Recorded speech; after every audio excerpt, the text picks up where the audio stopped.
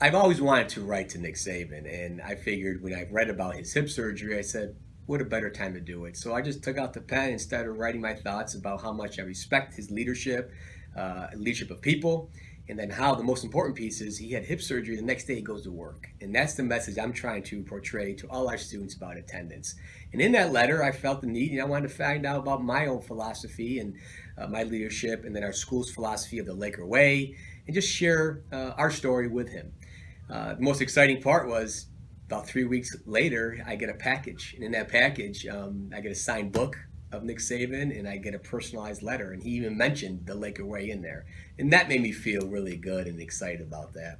So when I actually decided to make a phone call, when I called his office, I said, Greg Santoro from the beautiful Finger Lakes in New York, and she asked me, what's your name again, sir? And so I repeated my name, Greg Santoro, and she said, I remember you. And that just took me back. I said, remember me? So I asked the question. I said, does Coach Saban respond to everybody like this? And she giggled and said, absolutely not.